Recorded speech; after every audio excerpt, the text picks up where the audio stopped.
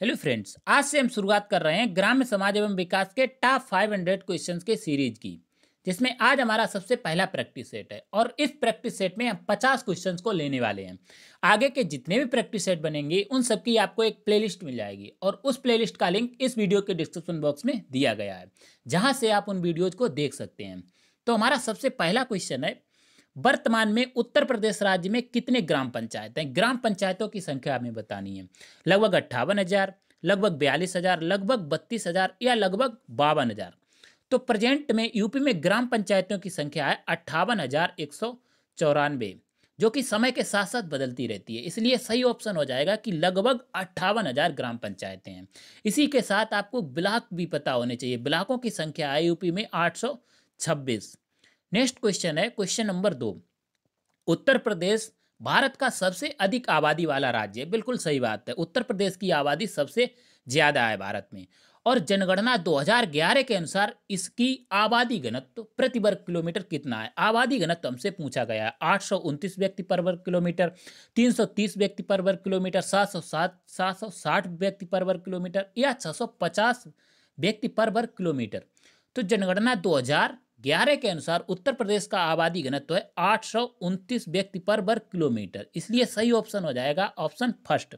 इसके अलावा सबसे ज्यादा आबादी घनत्व 2011 की जनगणना के अनुसार था बिहार का। सबसे पहले नंबर पर है बिहार, जिसका आबादी घनत्व है 1106 व्यक्ति पर वर्ग किलोमीटर। दूसरे नंबर पर आता है पश्चिम बंगाल, जिसका आबादी घनत्व है 1028 व्यक्ति पर वर्ग किलोमीटर। तीसरे नंबर पर है केरल 860 जनघनत्व के साथ और चौथे नंबर पर हमारा आता है यूपी 829 व्यक्ति पर वर्ग किलोमीटर के साथ। नेक्स्ट क्वेश्चन है, केंद्र सरकार को प्रस्तुत की गई रंगराजन की रिपोर्ट, ठीक है, रंगराजन समिति, रंगराजन की रिपोर्ट के अनुसार कोई व्यक्ति जो ग्रामीण क्षेत्रों में अधिक खर्च करता है उसे गरीब नहीं समझा जाएगा। ये इंपॉर्टेंट क्वेश्चन है, ठीक है। रंगराजन समिति से क्वेश्चन पूछ लिए जाते हैं। तो रंगराजन समिति ने बताया था कि अगर कोई व्यक्ति ग्रामीण है, अगर वो 32 रुपए प्रतिदिन से ज्यादा खर्च करता है तो उसको गरीब नहीं समझा जाएगा। शहरी व्यक्ति है, अगर वो 47 रुपए से ज्यादा खर्च करता है तो उसको गरीब नहीं समझा जाएगा। हमसे पूछा गया है ग्रामीण के संदर्भ में। तो अगर कोई व्यक्ति ग्रामीण है और 32 रुपए से ज्यादा खर्च करता है तो उसको गरीब नहीं समझा जाएगा। मासिक में बात करें तो 972 रुपए महीने से ज्यादा खर्च करता है कोई भी ग्रामीण तो उसको गरीब नहीं समझा जाएगा। नेक्स्ट क्वेश्चन है, उत्तर प्रदेश का राज्य पक्षी क्या है? ठीक है, सारस, तोता, कोयल या मोर। तो उत्तर प्रदेश का राज्य पक्षी है सारस। इसी के साथ हम बात करें कि राज्य पशु, राजकीय पशु क्या है? ठीक है, तो राजकीय पशु है बारहसिंगा। राजकीय वृक्ष क्या है? अशोक है। राजकीय पुष्प क्या है? पलाश है। राजकीय चिन्ह क्या है? मछली और तीर कमान, जो कि आपने पुराने वाला जो 1 रुपए का सिक्का था उसमें आपने देखा होगा। नेक्स्ट क्वेश्चन है, ग्रामीण भारत में सर्प की कौन सी प्रजाति अधिक संकटापन्न है? कौन सी सर्प की प्रजाति संकट में है?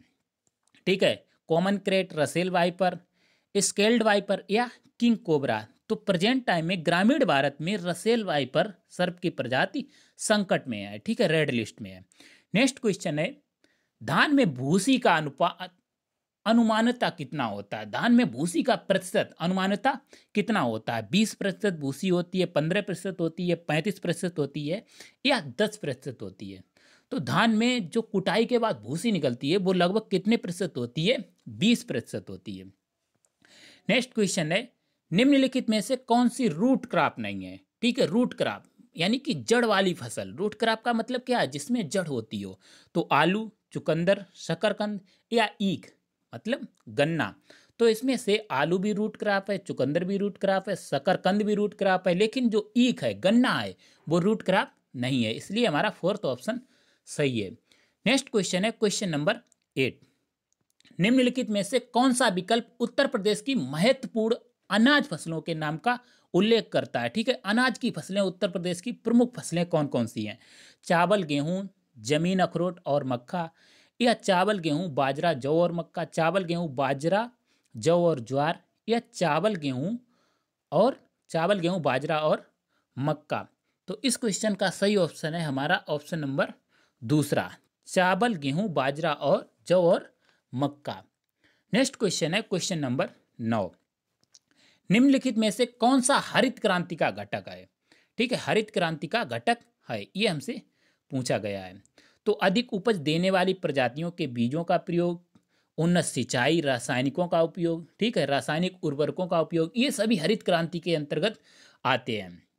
इसलिए सही ऑप्शन हो जाएगा उपयुक्त सभी। अगर हम बात करें हरित क्रांति की, तो हरित क्रांति से इंपॉर्टेंट हो जाता है कि हरित क्रांति का आरंभ लगभग माना जाता है 1966 से 67। और एक इंपॉर्टेंट क्वेश्चन और बनता है कि हरित क्रांति के जनक कौन है। तो अगर हम विश्व स्तर पर बात करें तो हरित क्रांति के जनक माने जाते हैं नॉर्मन बोरलॉग, ठीक है। और भारत में हरित क्रांति के जनक एम.एस. स्वामीनाथन को हम मानते हैं। ये एक आपका इंपॉर्टेंट फैक्ट है हरित क्रांति से। नेक्स्ट क्वेश्चन है क्वेश्चन नंबर 10वां। कितने प्रतिशत में ग्रामीण परिवार की रसोई में परंपरागत लकड़ी, गोबर आदि से खाना बनाया जाता है? कितने प्रतिशत ग्रामीण परिवारों में लकड़ी, गोबर आदि से खाना अभी भी बनाया जाता है? 71%, 85%, 80% या 75%? तो अभी तक लगभग 85% ग्रामीणों के घरों में लकड़ी, गोबर आदि से खाना बनाया जाता है। भारत की कितनी जनसंख्या ग्रामीण है, ठीक है, तो ये भी एक आपका पॉइंट हो जाता है। 68.8% जनसंख्या अभी तक 2011 की जनगणना के अनुसार ग्रामीण भारत है, ठीक है। नेक्स्ट क्वेश्चन है इंडियन ऑयल कॉरपोरेशन की तेल रिफाइनरी उत्तर प्रदेश में कहाँ स्थित है? कहाँ पर है? इलाहाबाद, कानपुर, झांसी या मथुरा? तो ये आपको पता होना चाहिए कि जो तेल रिफाइनरी है वो मथुरा में स्थित है। नेक्स्ट क्वेश्चन है क्वेश्चन नंबर 12। राधा के जन्म के स्थान के रूप में निम्न में से किस स्थान को जाना जाता है? राधा जी का जन्म कहाँ पर हुआ था? वृंदावन, मथुरा, द्वारका या बरसाना? तो राधा के जन्म स्थान के रूप में बरसाने को जाना जाता है। नेक्स्ट क्वेश्चन है क्वेश्चन नंबर 13। निर्मल भारत स्वच्छ अभियान का संबंध निम्न में से किससे है? ठीक है, निर्मल भारत योजना, इसका संबंध किससे है ये हमें बताना है। गांव में स्वच्छ पेयजल की स्वच्छता से, व्यवस्था से, गांव में स्वच्छ शौचालय एवं स्वच्छ वातावरण के विकास से, बालिकाओं के कल्याण एवं उनकी सुरक्षा से या उपयुक्त सभी? तो अगर हम बात करें स्वच्छ भारत अभियान, इसकी शुरुआत हुई थी 15 अगस्त 2002 को केंद्र सरकार द्वारा शुरू किया गया था और इसका उद्देश्य था गांव में स्वच्छ शौचालयों का निर्माण करके स्वच्छ वातावरण की प्राथमिकता देना, स्वच्छ वातावरण को पैदा करना। इसलिए हमारा सेकंड ऑप्शन सही हो जाएगा। नेक्स्ट क्वेश्चन है क्वेश्चन नंबर 14। प्रधानमंत्री ग्राम सड़क योजना के बारे में निम्नलिखित में से कौन सा तथ्य असत्य है? ठीक है, कौन सा कथन असत्य है ये हमें बताना है। तो प्रधानमंत्री ग्राम सड़क योजना, पहला कथन दिया गया है कि नक्सल प्रभावित जनपद में 250 से अधिक जनसंख्या वाली सभी बसावटों को सर्व ऋतु मार्गों से जोड़ने की अनुमन्यता। जो भी नक्सल प्रभावित क्षेत्र हैं, अगर उनमें 250 से ज़्यादा व्यक्ति रहते हैं तो उनको एक सड़क से जीटी जो है सड़क से जोड़ा जाएगा उस गांव को। नेक्स्ट क्वेश्चन है वर्ष 2013-14 से ये योजना PMGS/2 यानी कि प्रधानमंत्री ग्राम सड़क योजना 2 के नाम से क्रियान्वित की जा रही है। इस योजना के अंतर्गत केवल बनी हुई सड़कों का उत्तरीकरण किया जाता है, उनको ही मरम्मत की जाती है, उनको ही ऊंचा किया जाता है। और चौथा कथन है ये योजना अभी भी 100% केंद्र सरकार द्वारा वित्त पोषित है। तो इस क्वेश्चन का असत्य हो जाएगा कि ये योजना अभी भी 100% केंद्र सरकार द्वारा वित्त पोषित है। लेकिन सही बात क्या है कि इस योजना में अभी भी 75 और 25 का अनुपात, यानी कि 75% केंद्र देता है और 25% जो है राज्य सरकार देती है। कब? अगर कोई भी मैदानी गांव है, लेकिन अगर इसी के साथ कोई भी नक्सल प्रभावित गांव है या पहाड़ी गांव है, उसके लिए ये रेशियो अलग हो जाता है 90-10 का, यानी कि वहां पर 90% केंद्र सरकार देगी और 10% राज्य सरकार देगी। नेक्स्ट क्वेश्चन है हमारा क्वेश्चन नंबर 15। भारत में कुल वन क्षेत्र कितना है? ठीक है, 7,69,538 वर्ग किलोमीटर या 7,68,000? तो हमें बताना है भारत में कुल वन क्षेत्र कितना है। तो भारत में कुल वन क्षेत्र है 80.9 मिलियन हेक्टेयर। ठीक है, इसलिए सही ऑप्शन हो जाएगा उपरोक्त में से कोई नहीं, जो कि हमारे कुल भौगोलिक क्षेत्र का 24.62% है। अब नेक्स्ट क्वेश्चन है क्वेश्चन नंबर 16। निम्नलिखित में से कौन सा ग्राम विकास से संबंधित नहीं है ये हमें बताना है। ठीक है, सामाजिक वानिकी कार्यक्रम, समन्वित ग्राम विकास कार्यक्रम, नेहरू रोजगार योजना या जवाहर रोजगार योजना। तो ग्राम विकास से संबंधित नहीं है, इसमें नेहरू रोजगार योजना जिसकी शुरुआत की गई थी 1989 में, जो कि शहरी इलाकों में अगर कोई भी कमजोर वर्ग का है उसको रोजगार देने के लिए शुरुआत की गई थी। इसलिए ये गांव के विकास से संबंधित नहीं है, शहरों के विकास के लिए संबंधित है। ठीक है, शहरों के विकास से संबंधित है। नेक्स्ट क्वेश्चन है क्वेश्चन नंबर 17। भारत की जनगणना 2011 के अनुसार उत्तर प्रदेश का प्रति वर्ग किलोमीटर जनसंख्या घनत्व क्या है? ठीक है, उत्तर प्रदेश का जनसंख्या घनत्व हमसे पूछा गया है, 920, 620 या 720 या 829। तो पीछे ऐसा क्वेश्चन आया था। ठीक है, तो उत्तर प्रदेश का जनसंख्या घनत्व कितना है? 2011 की जनगणना के अनुसार 829 व्यक्ति पर वर्ग किलोमीटर।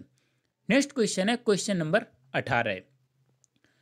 वर्ष 2011 की जनगणना के अनुसार उत्तर प्रदेश की जनसंख्या वृद्धि प्रतिशत कितना है? जनसंख्या वृद्धि हमसे पूछा गया है। ठीक है, 2011 की जनगणना के अनुसार 20.21%, 20.23% या 20.30%, 20.32%। तो 20.23% 2011 की जनगणना के अनुसार उत्तर प्रदेश का जनसंख्या वृद्धि प्रतिशत है। ठीक है, और यूपी की जनसंख्या भारत की जनसंख्या की कितनी है? 16.5% है। नेक्स्ट क्वेश्चन है क्वेश्चन नंबर 19। उत्तर प्रदेश कितने जिलों में विभाजित है? उत्तर प्रदेश में जिलों की संख्या हमसे पूछी गई है, तो कितनी हो जाएगी? सिंपल सी बात है, उत्तर प्रदेश में कुल 75 जिले हैं। नेक्स्ट क्वेश्चन है रंगराजन समिति के अनुसार भारत की कितने प्रतिशत जनसंख्या निर्धनता से ऊपर है? तो रंगराजन समिति में हमसे बताया गया था, क्या बताया? अभी हमने पीछे बात की थी, रंगराजन समिति में बताया कि ग्रामीण अगर कोई व्यक्ति 32 से ज्यादा रुपए खर्च करता है तो वो निर्धन नहीं है, गरीब नहीं है। ठीक है, और कोई शहरी व्यक्ति वो प्रतिदिन अगर 47 रुपए से ज्यादा खर्च करता है तो वो निर्धन नहीं है। रंगराजन समिति ने कहा था कि 10 में से 3 व्यक्ति ही केवल गरीब हैं, यानी कि 29 दशमलव जो है 29.5 व्यक्ति गरीबी रेखा से नीचे हैं। ठीक है, 29.5% जनसंख्या भारत की गरीबी रेखा से नीचे है। तो गरीबी रेखा से ऊपर कितनी हो जाएगी? 100 से हमें घटाना है 29.5। सही ऑप्शन आ जाएगा 68.5% जनसंख्या गरीबी रेखा से ऊपर है, निर्धनता से ऊपर है। नेक्स्ट क्वेश्चन है क्वेश्चन नंबर 21। उत्तर प्रदेश जमींदारी उन्मूलन एवं भूमि सुधार अधिनियम कब पारित हुआ? जमींदारी उन्मूलन, जमींदारी प्रथा को खत्म करने के लिए, उन्मूलन का मतलब क्या होता है? इरिडिकेट, उसका खत्म करना। तो जमींदारी उन्मूलन एवं भूमि सुधार अधिनियम कब पारित हुआ? 1950 में। नेक्स्ट क्वेश्चन है हरदौल कथा विशेष रूप से लोकगीत है जो कि उत्तर प्रदेश एवं मध्य प्रदेश में फैले हुए हैं, और मध्य प्रदेश के किस जिले, उत्तर प्रदेश के किस जिले, कौन से स्थान पर फैले हैं, ये हमें बताना है। मिर्जापुर, बुंदेलखंड, अवध या ब्रज में। तो जो लोकगीत है हरदौल कथा, ये प्रचलित है बुंदेलखंड में। नेक्स्ट क्वेश्चन है क्वेश्चन नंबर 23। ग्राम स्तर भू प्रबंधन समिति का सचिव कौन होता है? ग्राम पंचायत अधिकारी, ग्राम विकास अधिकारी, लेखपाल, राज्य सरकार द्वारा मनोनीत कर्मचारी। तो ग्राम स्तर पर भू प्रबंधन समिति यानी कि जो भू का प्रबंधन है, ठीक है, जो भी भूमि संबंधी जो भी कार्य होता है वो कौन करता है? लेखपाल करता है। ठीक है, नेक्स्ट क्वेश्चन है क्वेश्चन नंबर 24। भारत के संविधान में जिला शब्द किस अनुच्छेद में तथा किस संदर्भ में प्रयुक्त हुआ है? जिला शब्द किस अनुच्छेद में और किस संदर्भ में प्रयुक्त हुआ है, ये हमें बताना है। अनुच्छेद 243 में हुआ है, जिला न्यायाधीश के संदर्भ में हुआ है, या अनुच्छेद 356 में, या अनुच्छेद 311 में, या अनुच्छेद 265 में। तो जिला शब्द का प्रयोग हुआ है अनुच्छेद 233 में और जिला न्यायाधीश के संदर्भ में। नेक्स्ट क्वेश्चन है क्वेश्चन नंबर 25। उत्तर प्रदेश के किन जिलों में पटसन की खेती की जाती है? पटसन की खेती प्रमुख रूप से की जाती है सहारनपुर और हरदोई, देवरिया और गोरखपुर, मथुरा और अलीगढ़, या इलाहाबाद और फतेहपुर। ठीक है, तो पटसन की खेती प्रमुख रूप से की जाती है देवरिया और गोरखपुर में। नेक्स्ट क्वेश्चन है महाजनी प्रथा का सर्वप्रथम उल्लेख निम्न में से किस प्राचीन ग्रंथ में हुआ था? महाजनी प्रथा, ठीक है, महाजनी प्रथा का उल्लेख किस ग्रंथ में हमें मिलता है? उपनिषद, महाभारत, या शपथ ब्राह्मण में, या रामायण में? तो महाजनी प्रथा का उल्लेख मिलता है शपथ ब्राह्मण में। नेक्स्ट क्वेश्चन है ललित किसकी एक उत्तम किस्म है? आम की, पपीता की, संतरा की या अमरूद की? तो ललित किस्म है अमरूद की। सही ऑप्शन हो जाएगा ऑप्शन फोर्थ। आगे आते हैं क्वेश्चन नंबर 28 पर। कृषि कार्य में लगे ट्रैक्टर की आवाज किस स्तर से अधिक की नहीं होनी चाहिए? ठीक है, ट्रैक्टर की आवाज कितने से ज्यादा नहीं होनी चाहिए? 100 dB से, 150 dB से, 90 dB से और 120 dB से। तो डीबी का मतलब क्या होता है? ध्वनि की तीव्रता हम नापते हैं डेसिबल में, तो डीबी का मतलब है डेसिबल। तो कृषि कार्य में अगर कोई भी ट्रैक्टर लगा है तो उसकी आवाज 90 dB से ज्यादा नहीं होनी चाहिए। नेक्स्ट क्वेश्चन है क्वेश्चन नंबर 29। भूमि प्रदूषण उत्पन्न होता है। भूमि प्रदूषण कैसे पैदा होता है? फसलों में रासायनिक दवाओं के अनुचित उपयोग एवं उनके अपघटित अवशेषों से। ठीक है, उद्योग धंधों के ठोस तथा जलीय उपद्रव्यों के भूमि में निकासी से, कूड़ा करकट गंदगी मलमूत्र के अनियंत्रित विसर्जन से, या उपयुक्त सभी से। तो उपयुक्त सभी से भूमि प्रदूषण होता है, चाहे वो रासायनिक दवाओं का प्रयोग हो, चाहे उद्योग धंधे में जो भी जलीय उपद्रव्यों को भूमि में डालना। ठीक है, कूड़ा करकट और गंदगी मलमूत्र का विसर्जन से भी भू प्रदूषण होता है। नेक्स्ट क्वेश्चन है क्वेश्चन नंबर 30। अर्जुन बांध नहर से लाभान्वित जिला है। अर्जुन बांध किस जिले में है? एटा, इटावा, गोरखपुर या हमीरपुर? तो अर्जुन बांध की बात करें तो ये आता है हमीरपुर जिले की अर्जुन नदी पर बना है। सही ऑप्शन है, इसीलिए हमारा फोर्थ। ठीक है, अर्जुन बांध किस नदी पर बना है? अर्जुन नदी पर। नेक्स्ट क्वेश्चन है, समकालीन भारतीय समाज का आरंभ होता है अंग्रेजी काल से, 15 अगस्त 1947 से, 26 जनवरी 1950 से, या धार्मिक सभ्यता से? तो समकालीन भारत से हमारा तात्पर्य होता है स्वतंत्रता के पश्चात, यानी कि 15 अगस्त 1947 से। नेक्स्ट क्वेश्चन है, गोविंद बल्लभ पंत सागर अब स्थित है। गोविंद बल्लभ पंत सागर कहाँ पर स्थित है? बुलंदशहर में, ललितपुर में, मिर्जापुर में या सोनभद्र में? तो गोविंद बल्लभ पंत सागर है क्या? एक झील है जो कि सोनभद्र जिले के पिपरी नामक स्थान पर है, और ये एक कृत्रिम झील है, यानी कि मानव द्वारा बनाई गई है। भारत की सबसे बड़ी कृत्रिम झील है। इसका एरिया है 70 वर्ग मील। सही ऑप्शन हमारा हो जाएगा इसमें, ठीक है, Sonbhadra, option number fourth. Question number 33। Uttar Pradesh की प्रमुख व्यावसायिक फसल क्या है? गेहूं, मक्का, गन्ना या चावल? उत्तर प्रदेश में सबसे ज्यादा उत्पादन होता है गन्ना, और गन्ने से ही सबसे ज्यादा आमदनी आती है यूपी में, यानी कि व्यावसायिक सबसे ज्यादा व्यवसाय किसका होता है? गन्ने का। उत्तर प्रदेश की प्रमुख व्यावसायिक फसल है गन्ना। नेक्स्ट क्वेश्चन है क्वेश्चन नंबर 34। एक ग्राम पंचायत में ग्राम के वार्डों से चुने हुए कितने सदस्य होते हैं जिन्हें पंच कहा जाता है? ग्राम के पंचायत में वार्डों की संख्या होती है 7 से 17 तक। ठीक है, सही ऑप्शन है आपका सेकेंड। नेक्स्ट है क्वेश्चन नंबर 35। उत्तर प्रदेश के उच्च न्यायालय के मुख्य न्यायाधीश की नियुक्ति कौन करता है? उच्च न्यायालय के मुख्य न्यायाधीश की नियुक्ति प्रधानमंत्री करता है, भारत का राष्ट्रपति करता है, या सर्वोच्च न्यायालय का मुख्य न्यायाधीश करता है, या न्यायाधीश या राज्यपाल? तो उत्तर प्रदेश के मुख्य न्यायाधीश की नियुक्ति करता है भारत का राष्ट्रपति। ठीक है, सेकेंड ऑप्शन सही है। अब इसके बाद क्वेश्चन नंबर 36। उत्तर प्रदेश में एक वर्ष में न्यूनतम कितनी ग्राम सभा की बैठक या मीटिंग होनी चाहिए? ठीक है, एक वर्ष में कम से कम कितनी बार मीटिंग होनी चाहिए ग्राम सभा की? 3 बार, 4 बार, 6 बार या 2 बार? तो एक वर्ष में कम से कम अनिवार्य है कि 2 बार मीटिंग हो, नहीं तो उस ग्राम सभा को भंग भी किया जा सकता है। नेक्स्ट क्वेश्चन है, एक व्यक्ति के लिए पंचायत का सदस्य बनने की न्यूनतम आयु कितनी होनी चाहिए? 21 वर्ष, 25 वर्ष, 35 वर्ष या 18 वर्ष? यानी कि पंचायत का सदस्य जो कि आपका ब्लॉक प्रमुख हो गया या प्रधान हो गया, तो पंचायत का सदस्य बनने के लिए न्यूनतम आयु है 21 वर्ष। लेकिन अगर ग्राम सभा का सदस्य बोला जाए, यानी कि वोटिंग लिस्ट के लिए, तो उसकी आयु होती है 18 वर्ष। ठीक है, ये आपको ध्यान रखना है। नेक्स्ट क्वेश्चन है क्वेश्चन नंबर 38। मध्याह्न भोजन कार्यक्रम के अंतर्गत, ठीक है, विद्यालय स्तर पर बच्चों के न्यून भार की प्रतिशतता का आकलन किस आवृत्ति पर किया जाना चाहिए? ठीक है, किस फ्रीक्वेंसी पर किया, आवृत्ति यानी कि कितने समय में किया जाना चाहिए? अर्धवार्षिक, त्रिमासिक, वार्षिक या मासिक? तो विद्यालय स्तर पर बच्चों के न्यून भार की प्रतिशतता, यानी कि उनके वजन का जो है मेजरमेंट कितने आवृत्ति पर किया जाना चाहिए? तो अर्धवार्षिक, साल में 2 बार, छमाहिक रूप से। नेक्स्ट क्वेश्चन है, MNREGA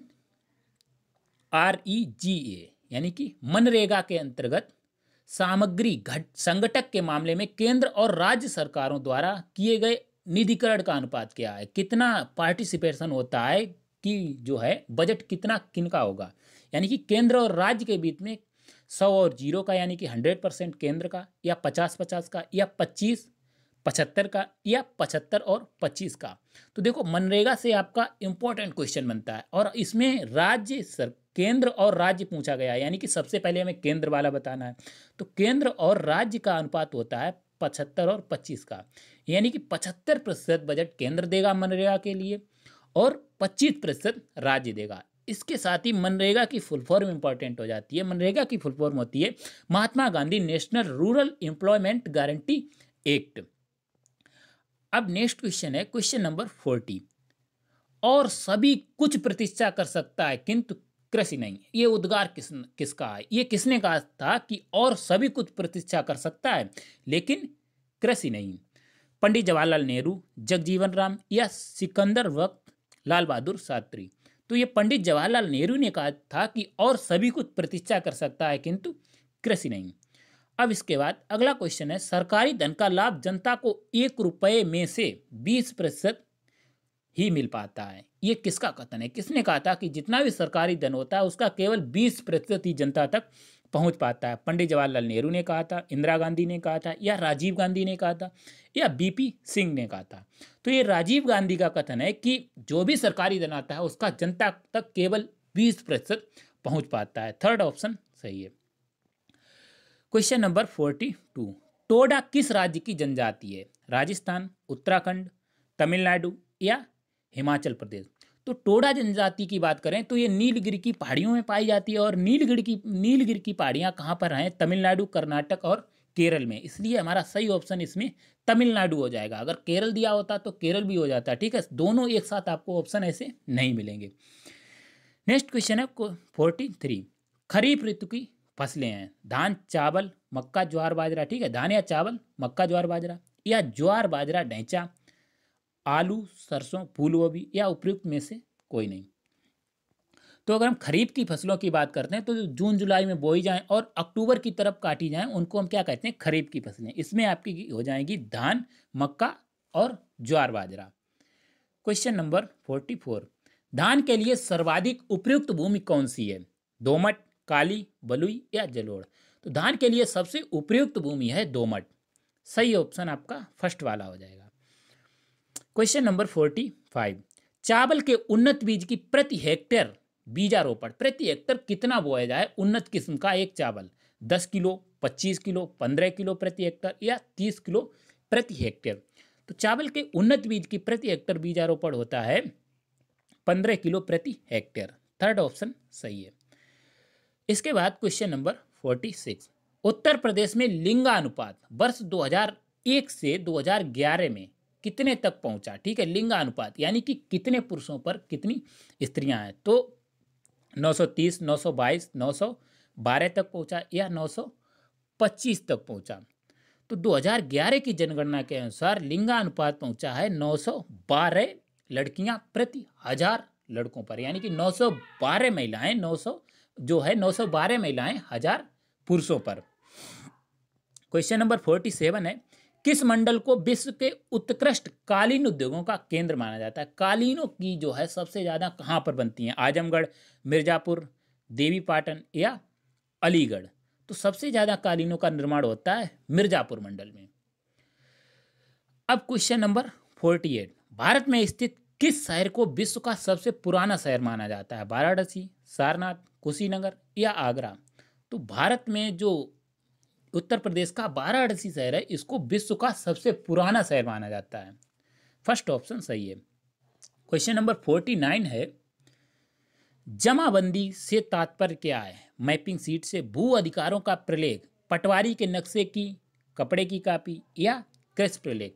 तो जमाबंदी से हमारा तात्पर्य होता है भू अधिकारों का प्रलेख, यानी कि जो भी कौन सी खेती किसके नाम आए ये लेखपाल के पास सब डाटा होता है। तो भू अधिकारों का प्रलेख जमाबंदी से हमारा मतलब होता है।